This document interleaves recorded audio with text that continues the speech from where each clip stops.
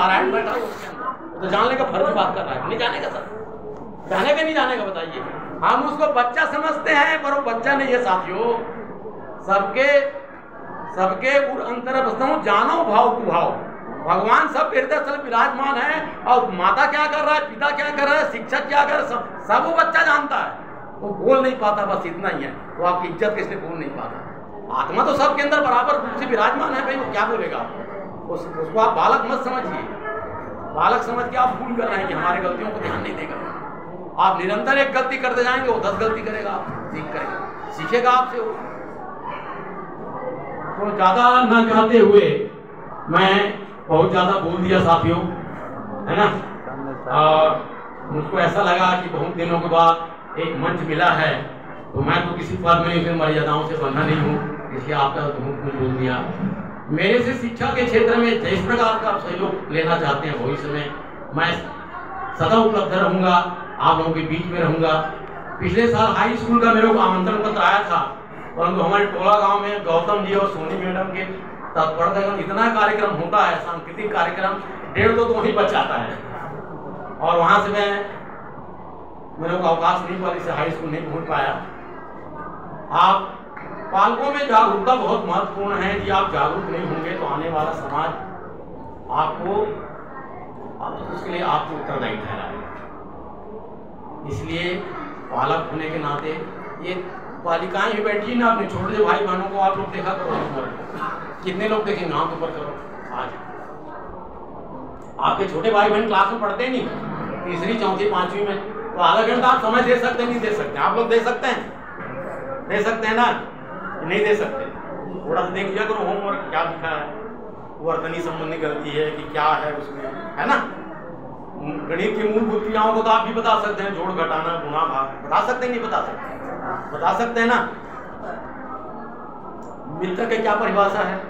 मित्र, जो जीवन में दिव्य सुगंध प्रवाहित कर सो मित्र कहते हैं। दिव्य सुगंध क्या है?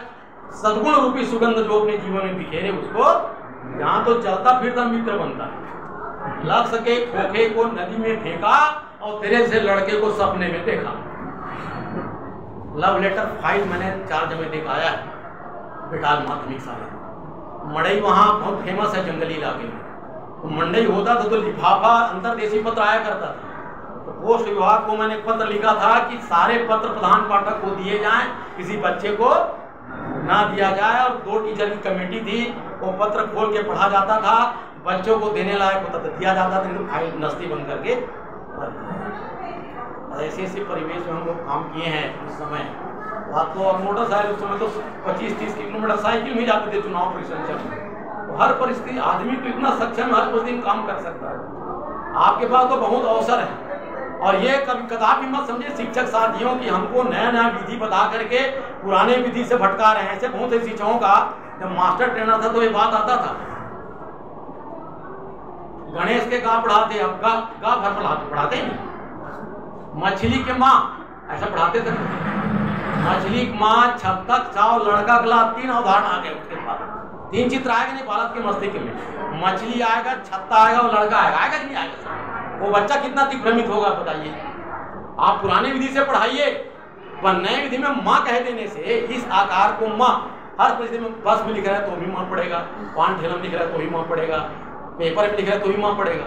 अब उस छोटे अबोध बालक को मछली के माँ, छत्ता के छाव, लड़का कला कह दिया, तब क्या होगा? 3 चीजें उसके मस्तिष्क से मायक नहीं आए। हम लोग ऐसे पढ़ते थे पुराने जमाने में। एक चीज और पढ़ते थे सर, शून्य को मान लिए 10, काहे 10 मानेंगे सर बताइए, कौन बताएगा? क्यों 10 मानेंगे? यदि शून्य को 10 मानेंगे तो समय और मिनट में घटाएंगे तब शून्य क्या मानेंगे? वहां 60 मानना पड़ेगा ना। वर्ष निकालेंगे तो महीने को वर्ष में, वर्ष को महीने में बदलना पड़ेगा ना, बदलना पड़ेगा ना। शून्य को मान लिए 10, कब से पढ़ते आ रहे हैं, किसी ने सोचा शून्य क्यों 10 माने? आप जब 10 रुपए के नोट को आप तोड़ेंगे तो 10 तो सिक्का बनाएंगे कि नहीं बनाएंगे? बनाएंगे नहीं कारगर सर। ऐसे 10 माचिस के काड़ी को एक बंडल बना दो, और उसमें से एक को घटाना है, 10 में एक को, तो बंडल से एक तिल्ली बाहर निकालना पड़ेगा ना। उसकी इकाई क्या है? 10 है कि नहीं है? 10 है ना, 10 की 1 इकाई और बाद में कुछ नहीं, इसलिए 0 क्या हो गया 10। अब बच्चों को हम क्या बता रहे हैं, शून्य को मान लो 10। अब वो गुरु जी बता रहे इसलिए मान लिया। अब जब समय और घंटे घटाएगा तब शून्य को क्या मानेगा, वहां 60 मानना पड़ेगा ना। वर्ष और महीने बढ़ाएगा, शून्य को 30 दिन मानना पड़ेगा ना, वर्ष को 12 दिन मानना पड़ेगा ना। ये नई चीजें अब आई है साथ। पहले हमारा गुरु जो बता देता था, कोई जिज्ञासु बालक नहीं हुआ करता। छोटी छोटी बात महत्वपूर्ण है कि नहीं, ऐसे जब बताएंगे तो वो बालक समझेगा, नहीं तो वो घटाने में समय, घंटा, वर्ष, माह में पूरा गलती करता चला है, क्योंकि वहां पर उसकी स्थानीय मान में बदलाव आएगा कि आएगा ना।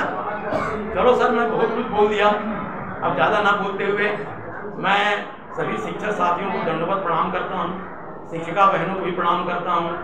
मैडम समग्र शिक्षा से जुड़े हुए हैं, बड़ा दायित्व है उनके पास जिले का।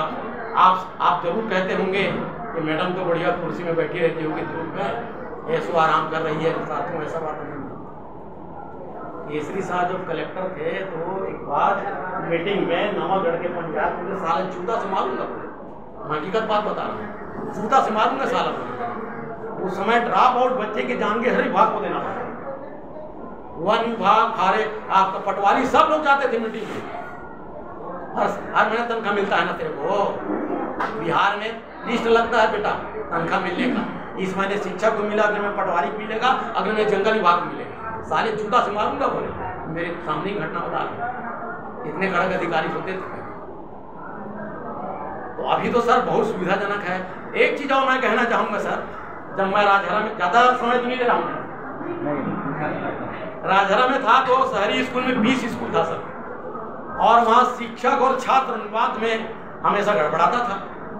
एक विद्यालय में 5 शिक्षक और 8 शिक्षक जमे, तो ड्रॉप आउट बच्चे जिसके शादी है उसको भी दर्ज करके रखा था। शादी होकर चलते वो भी दर्ज है, एक स्कूल में 30 से 40 ड्रॉप आउट बच्चे दर्ज है, वो स्कूल नहीं आ रहे। शादी होकर माँ बन गया, उनका भी नाम दर्ज है, बताइए।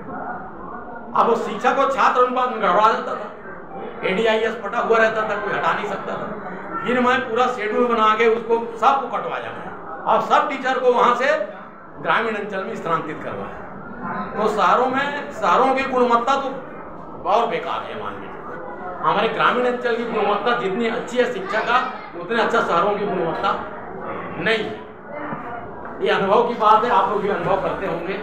और हमारे वर्मा जी, आपका समन्वयक साहब और पारकर जी ने बहुत अच्छी बातें बताई, और पालकों की संख्या तो बहुत नगण्य है। अब बालक तो हमेशा शिक्षक के सानिध्य में रहते हैं। प्रतिदिन का काम प्रतिदिन आप कर लिया करो, कल के लिए छोड़ के हर दिन का काम हर दिन टालिए, तो आपको सुविधा होगी। अच्छा, एक महत्वपूर्ण चीज है मनन, चिंतन और स्वाध्याय, श्रवण।